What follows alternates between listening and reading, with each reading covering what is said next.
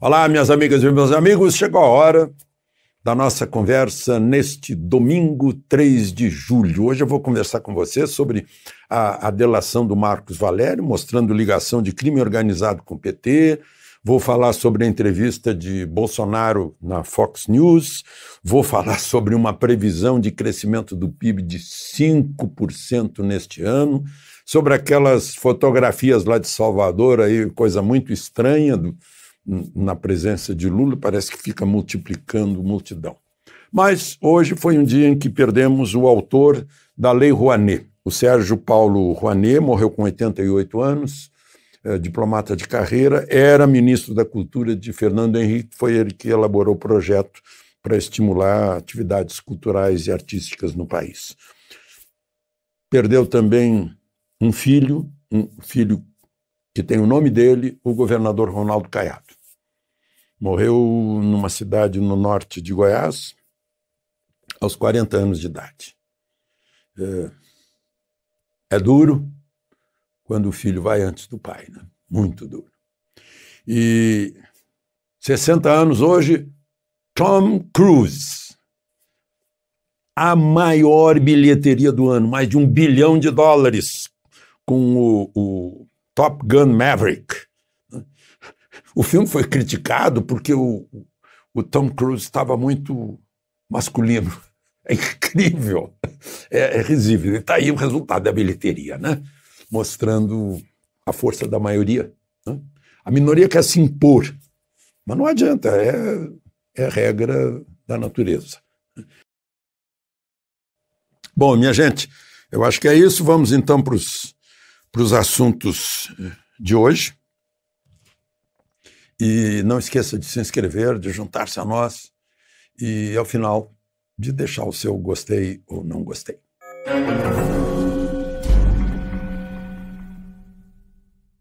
Bom, o primeiro assunto é o 2 de julho na Bahia. É a festa da independência da Bahia, não é o 7 de setembro. É o 2 de julho, é festa popular mesmo. E sabem por quê? Porque em junho de 22, antes do grito Independência ou Morte, em junho, em Cachoeira, no Recôncavo, a Câmara de Vereadores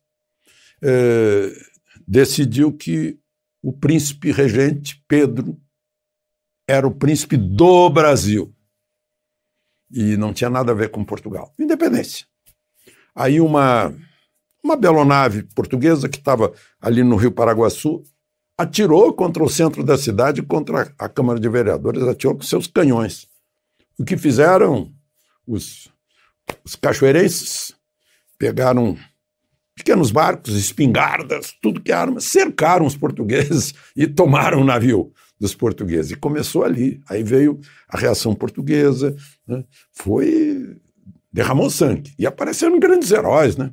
A Soror Joana Angélica, que foi morta à baioneta pelos portugueses, a Maria Quitéria, que se disfarçou de homem para se alistar e defender a independência do Brasil, o corneteiro Luiz Lopes, não sei se é lenda ou verdade, que os brasileiros estavam em inferioridade, a ordem do comandante era vamos bater em retirada, mandou ele tocar retirada, ele não tocou retirada, ele tocou avançar cavalaria e degolar. Os portugueses levaram um susto, não tinha cavalaria nenhuma, mas aí os portugueses acabaram se retirando, os brasileiros correndo atrás deles, né? E esse povo, no dia 2, que veio da Lapinha até Campo Grande, repete a entrada do povo do exército brasileiro, improvisado, que fez os portugueses, enfim, saírem da Bahia, né, já em 2 de julho do ano seguinte à independência, de 1823. Foi a vitória.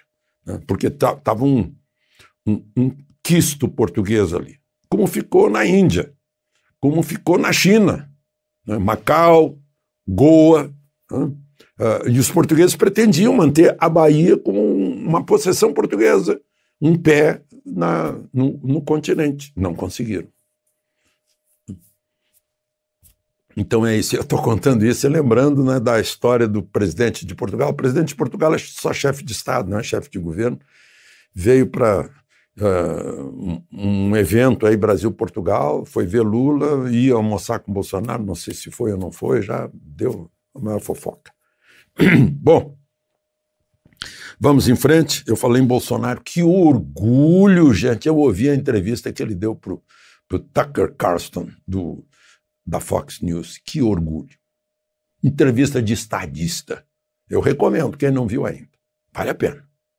Dá um orgulho danado de ser brasileiro. Eu confesso que eu mesmo orgulho que quando o Fernando Henrique dava entrevista, assim, de estadista. O oposto de quando a gente ouvia a nossa presidente Dilma, né? Falando da mandioca, do cachorro atrás da criança, de armazenamento, da nuvem da internet, né?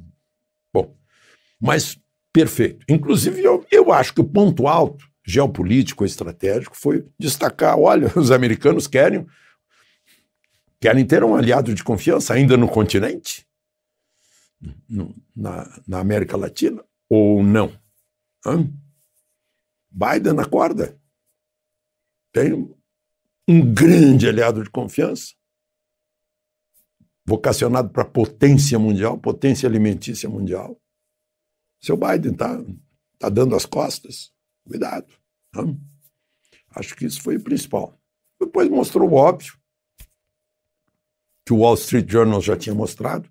Quanto mais as pessoas se armam, mais cai o homicídio. É o poder dissuasório de defesa da vida e da propriedade. O sujeito desconfia, se tem 3 casas, ele desconfia que uma tem arma. Ele não vai nessa, né? Óbvio. Falou disso também, entre outras coisas. Ele falou sobre aquilo que foi perguntado, né, de um modo geral. Ele não teve a iniciativa na entrevista. Quem teve a iniciativa foi o Tucker, que é uma figura número 1 dos Estados Unidos na televisão hoje. Mas foi excelente. Bom, vamos em frente. Gente, a revista Veja publicou o vídeo da delação premiada do Marcos Valério. Marcos Valério era o operador para o PT, para Zé Dirceu e outros, do mensalão do PT, né? A compra de voto. E contou das ligações lá em Santo André, onde foi assassinado o prefeito Celso Daniel. Arrecadava dinheiro não só de ônibus, mas de peroeiros, do bingo, e aí vinha a lavagem de dinheiro para o crime organizado, que, por sua vez, comprava vereadores que trabalhavam pelo crime organizado. Uau! A gente já viu. Hoje, aliás, faz aniversário que ela foi libertada. Se não me engano, 2008. 2008. Senadora Ingrid Betancourt foi sequestrada pelas Farc da Colômbia. Ficou 6 anos no cativeiro.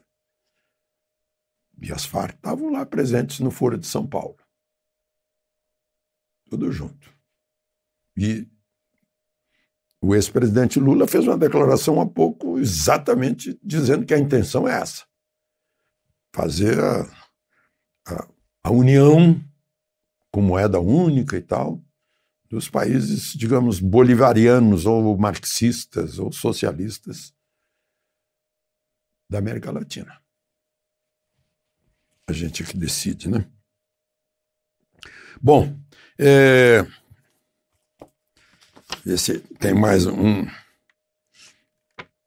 Sim, eu não sei se vocês perceberam que fez 28 anos, dia 1º agora, o Plano Real. Sabe quanto é que estava a inflação? Eu acompanhei. Eu vivi tempos de inflação, a maior parte da minha vida. No dia 1º de julho de 1994, a inflação estava em 4.922,6%, quase 5.000% ao ano. Aí entrou o Plano Real. Eu tenho 2 ligações, digamos assim. A primeira, que o presidente Itamar Franco me prometeu dar em primeira mão e cumpriu. Às 7h20 da noite daquele dia, ele me disse: olha, está aqui o Plano Real, tem uma tal de URV que eu não entendi bem, mas espera aí que o Fernando vai te explicar. Fernando era Fernando Henrique Cardoso, ministro da Fazenda, que foi para o telefone e me explicou, foi difícil de eu entender. Naquele tempo não tinha mundo digital, eu pedi uma sala de aula da Faculdade Católica, que era vizinha à Globo em Brasília, fui para o Quadro Negro e expliquei no Jornal Nacional o que era o Plano Real. O RV ia pouco a pouco acabando com a correção monetária que perpetuava a inflação. Ao cabo de um ano, a URV e a correção monetária caíram no abismo e surgiu o real. E o outro ponto em comum, eu fiquei emocionado, tanto quanto ele. O Gustavo Franco prefaciou esse livro, presidente do Banco Central. Quando eu disse para ele que eu era parente do Hjalmar Schacht, o Hjalmar é também Eggers, como eu. Ele me abraçou com lágrima nos olhos. Porque esse homem aqui, Hjalmar Schacht, que foi presidente do Banco Central alemão, que foi um dos 2 absolvidos em Nuremberg, e que depois foi feito presidente do Banco Central do Canadá, da Índia, foi o sujeito que deu a ideia da URV. Está aqui escrito pelo Gustavo Franco. Processo em muito se assemelharia à experiência brasileira com o URV, Unidade Real de Valor, precedendo a introdução do real em julho de 1994.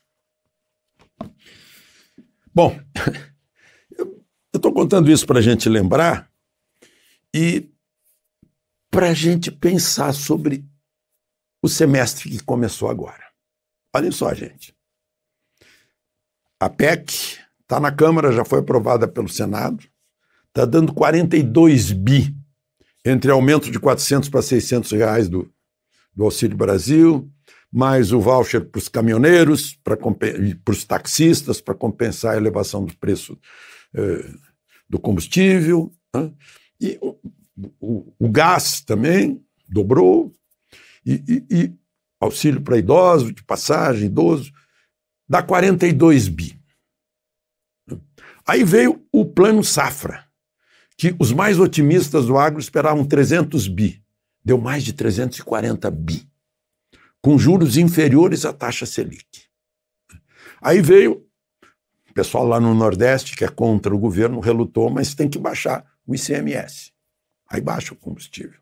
O governo federal já tinha baixado o IPI. Né? Então, tem corte de IPI para linha branca, para carros de certo valor, tem o Pronamp de 50 bi, né? O desemprego, que está abaixo de 2 dígitos, né? Ou seja, a atividade aumentou, o agro está explodindo, né? no bom sentido.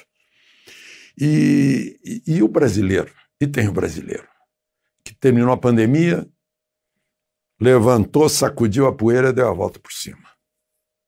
Surpreendendo todo mundo. Em plena pandemia, né, nós cortamos o pessimismo do FMI de uma queda de 9%, cortamos pela metade. E agora parece que o pessimismo continua. O Itaú diz que vamos crescer 1,6% esse ano. O Bradesco diz que vamos crescer 1,8%. Um brasileiro lá no Paraná, que estuda muito a economia brasileira, o Osami Sakamori, que diz que vamos crescer 5% no mínimo este ano. Está dizendo, anotem aí. Então, estou passando para vocês aí a previsão do Osami Sakamori. E dizer para vocês que quando a gente fez o milagre econômico, quando nós, brasileiros, fizemos, e eu cobri a economia para o Jornal do Brasil, crescemos 14% num ano. Com otimismo e com entusiasmo. É isso. Bom, gente, tem só para concluir, porque me perguntam de vez em quando sobre que livro você está lendo, que livro você... eu recomendo, eu vi aqui um livro do Dr. Eduardo Leite, que tem quase 50 anos de medicina. Estou falando nisso porque nesse fim de semana eu gravei uma mensagem para o Congresso do Médicos pela Vida, que salvaram milhares de vidas. É o 2º Congresso Mundial, lá em Foz do Iguaçu agora. Milhares de vidas salvas. na pandemia? Pelo tratamento. Simples, simples, simples. Aí o doutor Eduardo Leite fez um livro chamado Covid-19, Epidemia da Estupidez. E ele disse que nunca viu na vida dele a medicina ignorar um processo de cura. Com aquela história de vai para casa, espera para sentir falta de ar. Ele diz que esse é um crime que o livro está denunciando. Vamos botar isso a limpo, né? De Brasília, Alexandre Garcia.